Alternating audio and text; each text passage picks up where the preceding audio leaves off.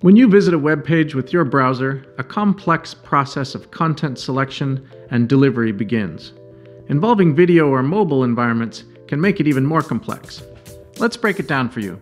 Keeping to a desktop environment example, we'll show you how an advertiser might have their ads placed on a website using an automated real-time bidding system. The process begins when you visit a publisher's web page. The publisher is the website owner. Publishers generate content such as news, music, information, sports, and other entertainment. This content draws an audience, and the publisher sells ad space to advertisers who want to reach that audience. Upon visiting the publisher's web page, the browser opens a connection to the publisher's server. The publisher's server then assembles content for the page. After returning the requested content in the form of HTML, the browser begins to interpret and render it. At least one line of that HTML code represents the opportunity to display an ad. Within that one line of code, there's a URL that tells the browser where to go to retrieve ad content. The publisher has an ad server that uses built-in logic to choose what happens next by considering a series of important questions like, does this opportunity to show an ad work for one of my premium inventory buyers?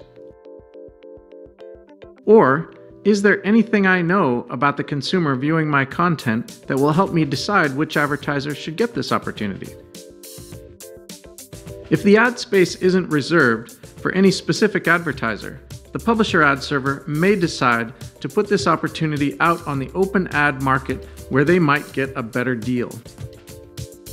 To put the ad opportunity on the open market, the publisher ad server connects to an SSP, which stands for Supply Side Platform.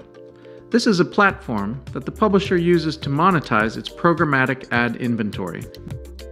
The SSP applies additional logic, asking questions such as, have I seen this consumer before? Or, what does my data provider have to say about this consumer? Using that acquired knowledge, it sends the ad request off to an ad exchange. Meanwhile, the ad exchange has been busy connecting to and communicating with potential buying systems. These systems include demand-side platforms, or DSPs, networks, and even other exchanges. Now, in the same way that I can tell a stockbroker, I will buy 100 shares of some stock the moment it falls below a certain price, buy-side systems can tell the exchange that they will pay $1 per 1,000 ads displayed to males 35 to 50 years old living in the Pacific Northwest. This is called a pre-cached bid. If fulfilled, it will speed up the process of filling a real-time or programmatic order for an ad.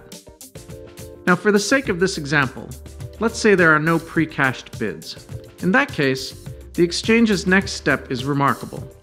It says to all of its partners, if you want a chance to show an ad to a person meeting this specific criteria, tell me how much you are willing to pay and do it in less than 10 milliseconds.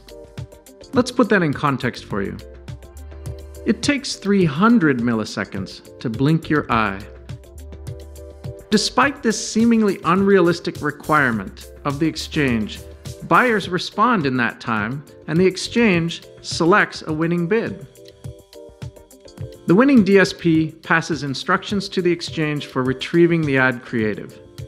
The exchange passes those instructions to the SSP. The SSP sends the request to the publisher ad server.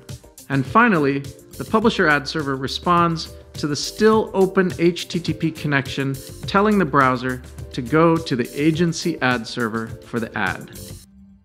The agency ad server tracks ad performance for advertisers.